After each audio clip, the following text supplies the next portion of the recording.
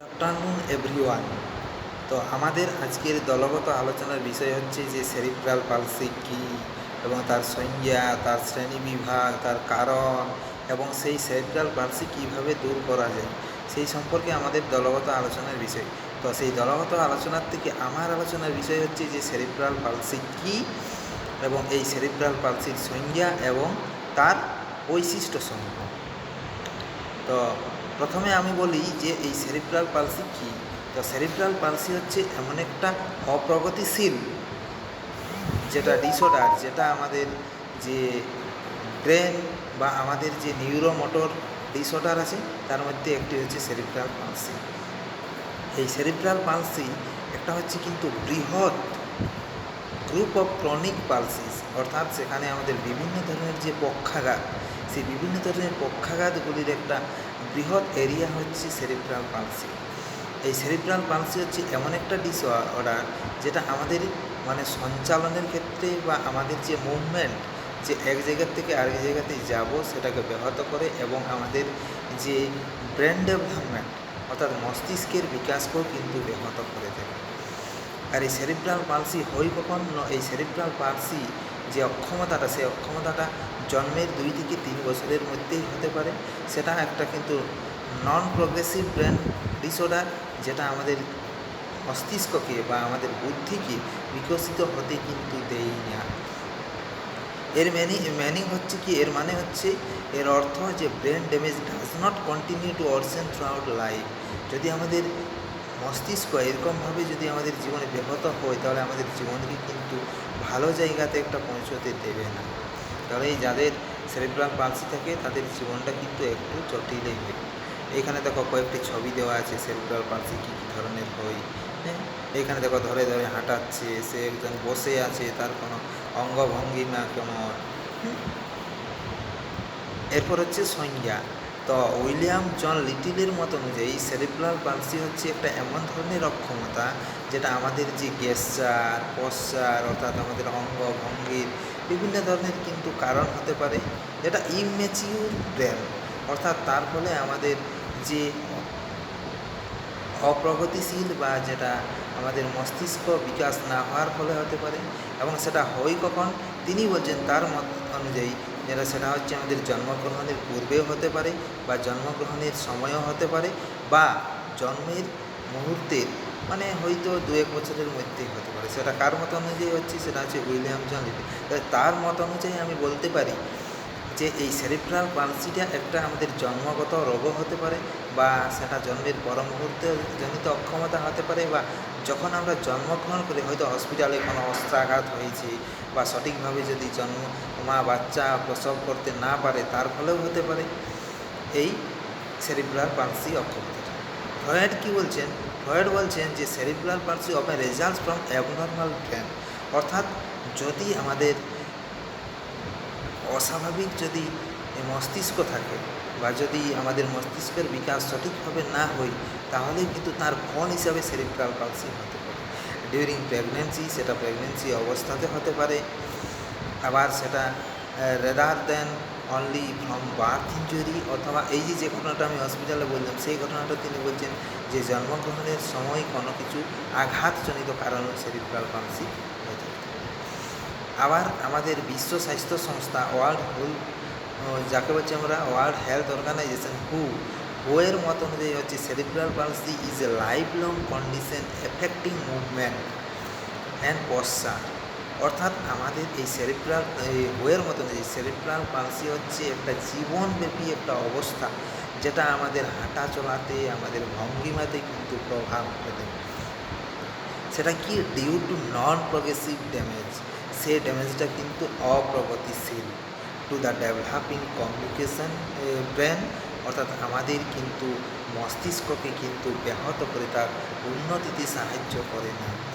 It may also be associated with problems of sensation, communication, learning and behaviour, অর্থাৎ এটা জড়িত আছে কার সঙ্গে? এটা আমাদের যে প্রত্যক্ষণ ক্ষমতা তার সমস্যা হয়।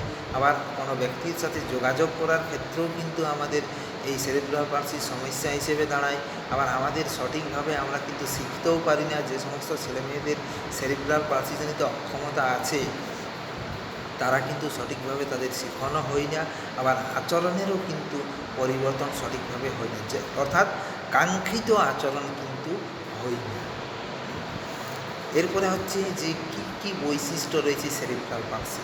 তাহলে যে সমস্ত ছেলেমেয়েদের মধ্যে সেরিব্রাল পালসি জনিত অক্ষমতাটা রয়েছে তাদের কেমন ধরনের বৈশিষ্ট্য দেখা যায়, দেখো ছবির মাধ্যমে আমি কিন্তু এখানে দেখিয়ে দিয়েছি যে মোটর ইম্পেয়ারমেন্ট, অর্থাৎ বিভিন্ন ধরনের যে আমাদের প্রত্যঙ্গ আছে বা অঙ্গ রয়েছে তার কিন্তু ব্যাহত দেখা যায়, বা হাঁটা চলাতে বা তার কার্যকারিতাতে। দেখো এখানে একটা ছেলে হুইল চেয়ার নিয়ে হাঁটছে, যেটাকে বলছি ধরে ধরে, হয়তো তার কোমরে অসুবিধা বা পায়ে অসুবিধা আছে, তাহলে সেখানে হচ্ছে কি বিভিন্ন অঙ্গের মধ্যেও কিন্তু আমাদের অক্ষমতা রইতে পারে। এরপরের বৈশিষ্ট্য হচ্ছে 2 নম্বর, যে সেরিব্রাল পালসিজনিত ছেলেমেয়েদের মধ্যে যে অ্যাবনর্মাল মাসেল টোন থাকে, অর্থাৎ আমাদের যে কোষের বিকাশ কিন্তু বিভিন্নভাবে মানে অ্যাবনর্মাল হয়, অস্বাভাবিক হয়। হয়তো কোনো দিকে একটু বেশি ফুলে গেছে, হয়তো কোনো দিকে একটু কম হয়েছে, বা কোষের বিকাশ সঠিক না হওয়ার কারণে হয়তো আমরা যখন বসি, কোনো বিছানার থেকে বসতে যাই, তখন হয়তো পিছন দিক থেকে ঠেসা দিতে হয়, বা শুয়ে থাকলে উঠে সেই সমস্ত ছেলেরা বসতে পারে না নিজের থেকে। সেটা একটা এই ধরনের বৈশিষ্ট্য দেখা যায় সেরিব্রাল পালসিজনিত ছেলেমেয়েদের। আবার কি হয়, যে পোর ব্যালেন্স অ্যান্ড কোঅর্ডিনেশন, অর্থাৎ যে সমস্ত ছেলেমেয়েদের মধ্যে এই সেরিব্রাল পালসিজনিত অক্ষমতাটা থাকে বা রয়েছে, তারা কিন্তু সঠিক দেখবে আমাদের সিঁড়ি বা ময়ের উপরে তারা উঠতে পারে না। ক্লাস 5-এ আমরা একটা পড়া পড়েছিলাম, দেত্তচাঁদের অ্যাডভেঞ্চার বলে আছে, সেইখানে একটা ছেলের এই সেরিব্রাল পালসিজনিত অক্ষমতা থাকার কারণে সেই গাছটাতে তার বন্ধু চাপতে পারছে, কিন্তু সে চাপতে পারছে না, তখন সে সিঁড়ি দিয়ে ওঠানোর চেষ্টা করছে, কিন্তু ওঠানোর চেষ্টা করালেও সেখানে কিন্তু সে সঠিকভাবে উঠতে পারছে না, তখন সে তাও তার বন্ধুকে ওঠানোর জন্য অনেক, কিন্তু সেখানে পড়াটাতে আমরা দেখেছি যে অনেক চেষ্টা করে তাকে তুলেছিল।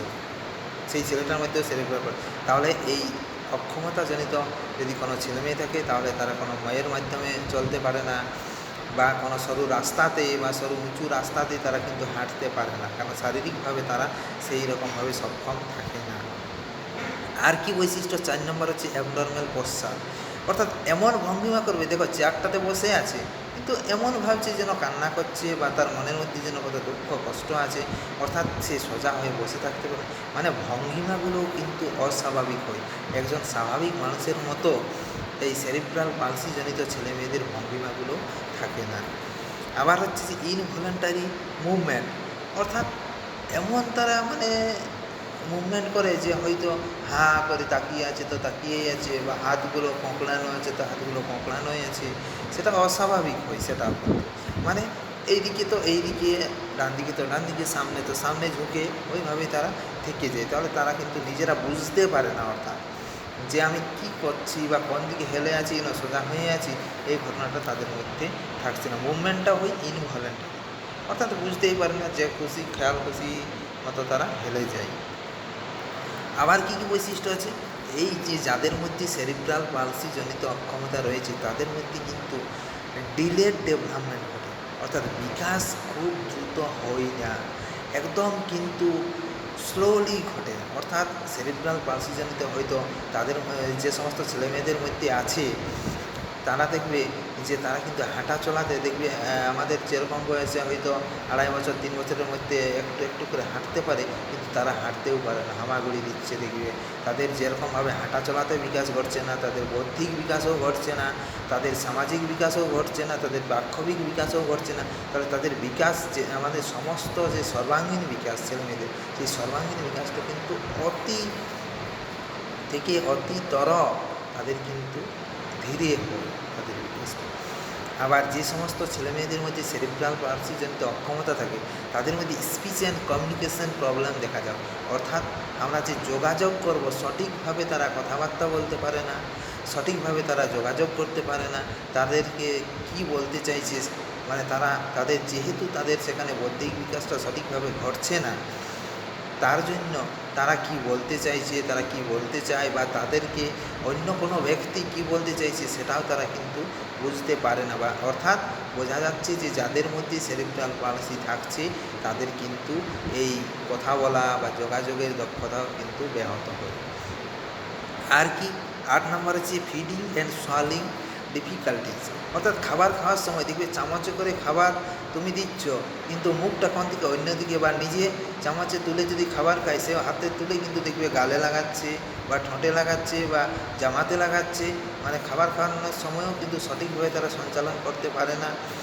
আবার বিভিন্ন মুখটাকে, যে হয়তো আমি তাকাবার সময় দেখবে হয়তো তারা তাকাচ্ছে সোজা, কিন্তু সোজা আবার ডান দিকে তাকাতে বললে চোখ না ঘুরিয়ে তারা মাথাটা পুরোটা ঘুরিয়ে দেয়। তাহলে এই যে ধরনের অক্ষমতাগুলো, এগুলো কিন্তু দেখা যায় যাদের মধ্যে সেরিব্রাল পালসি থাকে। এই সেরিব্রাল পালসি জনিত অক্ষমতাটি থাকার কারণে ছেলেমেয়েদের মধ্যে বিভিন্ন ধরনের অক্ষমতা তার সাথে কিন্তু জড়িত হয়ে থাকে, বা অন্যান্য অক্ষমতাগুলোও কিন্তু তাদের মধ্যে দেখা যায়। যেমন হচ্ছে যে বৌদ্ধিক বিকাশ তো হচ্ছেই না, তাহলে তাদের সেই যে ইন্টেলিজেন্স, যে ইম্পেয়ারমেন্ট, অর্থাৎ বৌদ্ধিক অক্ষমতা সম্পর্ক তাদের দেখা যায়। আবার অনেক সেরিব্রাল পালসিজনিত ছেলেমেয়ে আছে যারা হাঁটা চলাতে পারে না, তারা হয়তো তাদেরকে যে বলা হয় সেটাকে অর্থোপেডিক্যাল যে ইম্পেয়ারমেন্ট, হয়তো হাড়গত অস্থিগত সমস্যা দেখা যায়। আবার কিছু কিছু ছেলেমেয়ে আছে যারা তাদের মধ্যে হিয়ারিং ইম্পেয়ারমেন্ট দেখা যায়। আবার কিছু কিছু ছেলেমেয়ে আছে যারা ভিজুয়ালি ইম্পেয়ার্ড হয়, হয়তো তারা দেখতে পায় না। তাহলে দেখো, এই যে আমরা বলছি যেটা সেরিব্রাল পালসি, এই সেরিব্রাল পালসিজনিত অক্ষমতার কারণে সেখানে কিন্তু বিভিন্ন যে আমাদের আরও অন্যান্য অক্ষমতাগুলো আছে সেগুলোও কিন্তু দেখা যেত। তাহলে বোঝা গেল আজকে আমি সেরিব্রাল পালসি সম্পর্কে আলোচনা করলাম। সেরিব্রাল পালসি কী, সেরিব্রাল পালসির সংজ্ঞা, সেরিব্রাল পালসির আমাদের যে বৈশিষ্ট্যগুলি রয়েছে। তাহলে দেখো, সেরিব্রাল পালসি বলতে আমরা কী বলেছি? সেরিব্রাল পালসি হচ্ছে একটা আমাদের কিন্তু একটা অক্ষমতা, যেটা জন্মের সময় হতে পারে বা জন্মগ্রহণের সময় হতে পারে বা জন্ম পর মুহূর্তে হতে পারে কম বয়সে, এবং এটা কিন্তু আমাদের জীবনকে অতিবাহিত করার ক্ষেত্রে কিন্তু বাধার সৃষ্টি করে। তাহলে শেষে আমি একটাই কথা বলতে পারি যে তাদেরও শিক্ষার প্রয়োজন আছে, সেগুলো পরে আলোচনা করা হবে, আমার যে বাকি সহপাঠী আছে তারা আলোচনা করবে। তো আমি একটাই কথা বলতে পারি যে হয়তো যে সমস্ত ছেলেমেয়েদের মধ্যে সেরিব্রাল পালসি আছে তারা সঠিকভাবে যদি শেখার সুযোগ পায় বা প্রশিক্ষণের সুযোগ পায়, হয়তো জীবন তাদের উন্নত হতে পারে। কিন্তু সবার সেই সেরিব্রাল পালসিজনিত সমস্ত ছেলেমেয়েদেরকে আমরা বুঝতেও পারি না সঠিকভাবে, তাই তাদেরকে আমরা সঠিক প্রশিক্ষণও দিতে পারি না, এবং তারা কি চাইছে সেটা তাদের বুঝতেও পারি না। তাহলে কিন্তু তাদের জীবনটা অতটা আমাদের মতো স্বাচ্ছন্দ্যে কিন্তু কাটে না। বোঝা গেল? তাহলে এই সমস্ত বৈশিষ্ট্যগুলো আমরা আজকে জানলাম। ঠিক আছে, সবাই ভালো থাকবে। Thank you.